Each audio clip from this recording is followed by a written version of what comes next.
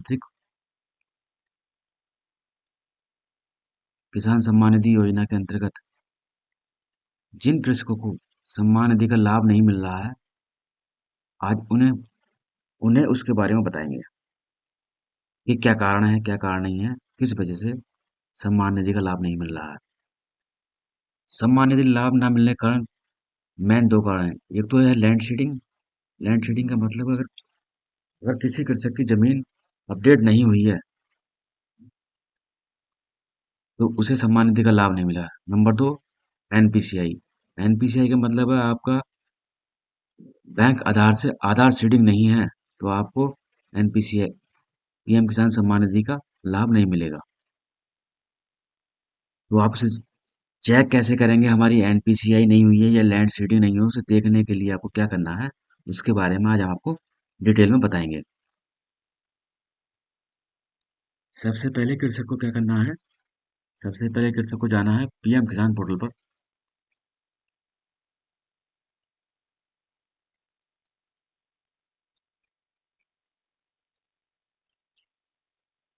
Google Chrome में जाएंगे। Google Chrome में जाने के बाद में पीएम किसान लॉगिन करेंगे। पीएम किसान का जो पोर्टल है उसे खोलेंगे। इस तरह का इंटरफेस आएगा ओपन होकर के। तो इसमें जो है देखने के लिए सबसे पहले आपको क्या करना है, आपको चेक करने के लिए सबसे पहले अपने रजिस्ट्रेशन नंबर की आवश्यकता होगी। और रजिस्ट्रेशन नंबर निकालने के लिए आपके आधार पर मोबाइल नंबर लगा होना जरूरी है। अगर आपके आधार पर मोबाइल नंबर लगा होगा तभी आप एनपीसीआई और अपना पंजीकरण प्राप्त कर सकते हैं, और एनपीसीआई और आधार सीडिंग तभी देख सकते हैं कि हमारे जो पंजीकरण है उसमें क्या क्या समस्याएं हैं, क्या क्या समस्याएं नहीं है। उसे देखने के लिए सबसे पहले आपके आधार कार्ड पर मोबाइल नंबर होना अति आवश्यक है, क्योंकि मोबाइल पर आपका ओटीपी जाएगा। ओटीपी जाने के बाद में उसे आप वेरीफाई करेंगे। वेरीफाई होने के बाद ही आप पंजीकरण प्राप्त होगा। और पंजीकरण प्राप्त होने के बाद फिर एक बार और वेरीफाई होगा, तो उसमें जो आपने केवाईसी कराई है, जिस नंबर से केवाईसी कराई है उस पर आपका ओटीपी जाएगा। तब जाके अपना स्टेटस पूरी तरह से देख सकते हैं। तो आइए हम स्टार्ट करते हैं देखना। तो सबसे पहले ये न्यू फार्मर रजिस्ट्रेशन है, ई केवाईसी। अगर किसी किसी की ई केवाईसी नहीं है तो वो यहाँ जाके ई केवाईसी कर सकते हैं। तो हमें क्या करना, नो योर स्टेटस। तो हमें अपने स्टेटस के बारे में पता करना है कि हमारा स्टेटस क्या है। तो आपको यहाँ क्लिक करेंगे। यहाँ क्लिक करने के बाद में एंटर रजिस्ट्रेशन नंबर हम यहाँ फिल करेंगे। अब हमारे पास रजिस्ट्रेशन नंबर नहीं है तो आप कैसे फिल करें, तो हमें रजिस्ट्रेशन नंबर निकालना पड़ेगा। तो रजिस्ट्रेशन नंबर नंबर नंबर निकालने के लिए क्या करेंगे, नो योर रजिस्ट्रेशन नंबर, तो यहाँ क्लिक करेंगे। यहाँ क्लिक करने के बाद में अगर आपका जब आपने रजिस्ट्रेशन कराया था, अगर आपने आपका मोबाइल नंबर फीड है तो आप यहाँ मोबाइल नंबर फीड करके और ये कैप्चा कोड डाल करके आप प्राप्त कर सकते हैं। लेकिन हमारा मोबाइल नंबर फीड नहीं है तो हम क्या करेंगे, यहाँ आधार नंबर डालेंगे। तो आधार नंबर डालेंगे।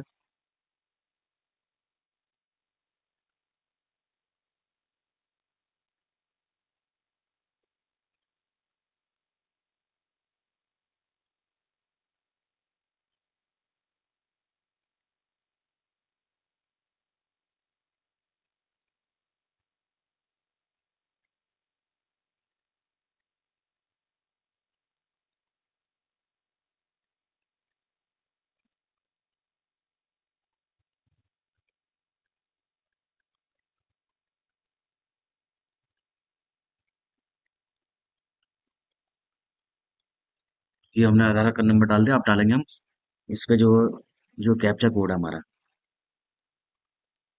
कैप्चा कोड सही डालें, नहीं तो आपका पंजीकरण नंबर प्राप्त नहीं होगा। तो आपने कैप्चा कोड जो जब डालें तो सही डालें बिल्कुल। अब हमने कैप्चा कोड एक बार चेक कर लें कैप्चा कोड ठीक है या नहीं है। तो देखिए ये है, OTP has been sent a Aadhaar registered mobile number.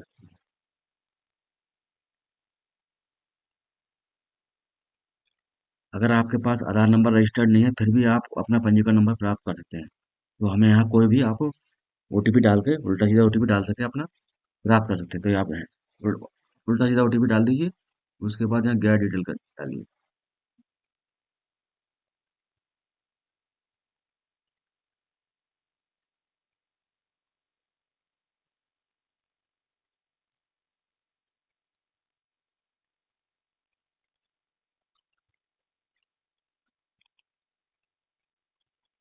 आप ओटीपी नहीं डालेंगे तभी आपको मिलेगा। अगर ओटीपी डालेंगे, अगर डालेंगे तो सही डालेंगे, अगर नहीं बिना डाले ओटीपी भी आपको अपना पंजीकरण नंबर प्राप्त कर सकते हैं। तो हमारा ये पंजीकरण नंबर आ गया है। अब हमने जब हम अपना पंजीकरण नंबर प्राप्त कर लिया तो हम वापस जाएंगे वहीं बेनिफिशियरी स्टेटस पर। तो बेनिफिशियरी स्टेटस हमारा यही है, नाउ योर स्टेटस।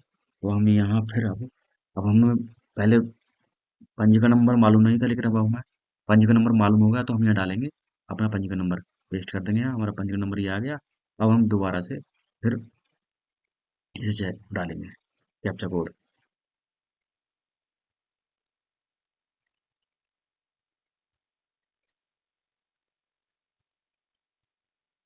अब जो हमने केवाईसी कराई थी, जिस नंबर से केवाईसी कराई थी उस पर ओटीपी जाएगा।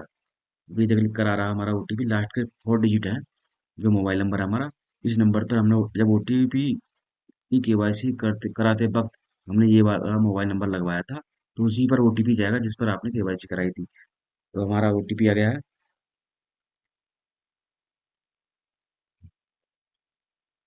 अब हम इसे वेरीफाई कर देंगे। नहीं, गेट डाटा प्राप्त करेंगे, हम यहाँ से डालेंगे तो इसका तुरंत जो भी डाटा है सारा निकल कर आ जाएगा। देखिए, ये कृषक का नाम, गांव का नाम और कितनी किस्तें प्राप्त हो चुकी हैं। अब हम देखें इजिलिटी स्टेटस, यानी कि कृषक की जो योग्यता है, उसकी पात्रता जो है वो देखेंगे। तो यहाँ लैंड सीडिंग जो हमने शुरू में बताई थी आपको, लैंड सीडिंग कृषक की जो जमीन है या भूमि है वो अभी अपडेट नहीं हुई है, या फिर कृषक ने अभी अपनी जमीन अपडेट नहीं कराई है। तो अपडेट कराने के लिए कृषक को क्या करना है, अपने आधार कार्ड की कॉपी और खतौनी की कॉपी अपने तहसील में जाकर के, या फिर किसी भी कृषि कर्मचारी, जो कृषि का कर्मचारी है उसे जाकर के आप इसे जमा कर सकते हैं। तो आपकी लैंड सीडिंग हो जाएगी। दूसरा नंबर, आधार बैंक अकाउंट सीडिंग स्टेटस। तो ये है, जिस कृषक के बैंक अकाउंट पर आधार कार्ड लगा हुआ नहीं है वो आधार कार्ड लगवा लें। और जी, एनपीसीआई, एनपीसीआई बैंक में जाकर एनपीसीआई लिंक जरूर करा लें। जब आपकी एनपीसीआई लिंक हो जाएगी तभी आपका पेमेंट हो जाएगा, अन्यथा किसी भी स्थिति में आपका पेमेंट नहीं होगा। ये दोनों फैक्टर हैं जो आपके सम्मान निधि का लाभ नहीं मिल रहा है, इसी कारण से आपको सम्मान निधि का लाभ नहीं मिल रहा है। एक तो लैंड सीडिंग और एक बैंक आधार सीडिंग, ये दोनों कारण हैं जिसकी वजह से आपको लाभ नहीं मिल रहा है। तो इसलिए आप इन दोनों का कार्य कराएंगे तभी आपको सम्मान निधि का लाभ मिलेगा। दूसरा है रीजन ऑफ इलिजिबिलिटी, अयोग्यता का पात्र, इसमें कुछ नहीं है। हमें जो किस्तें प्राप्त हुई हैं वो किस्त प्राप्त हुई हैं, 8 ये लिख कर आ रहा, 8 हमें किस्त प्राप्त हो चुकी है। और पंजीकरण जो हुआ था इनका 2019 में हुआ था, 15 फरवरी को। इसका लाभ, इस किस्तों को, सारी किस्तों का लाभ मिलेगा अगर ये दोनों कार्य करा लेते हैं आप, ये लैंड सीडिंग और आधार बैंक अकाउंट सीडिंग। तो आपने किसी भी कृषि कार्यालय में जाकर के अपने लैंड सीडिंग और किसी भी बैंक में जाकर अपने बैंक आधार सीडिंग कराएं।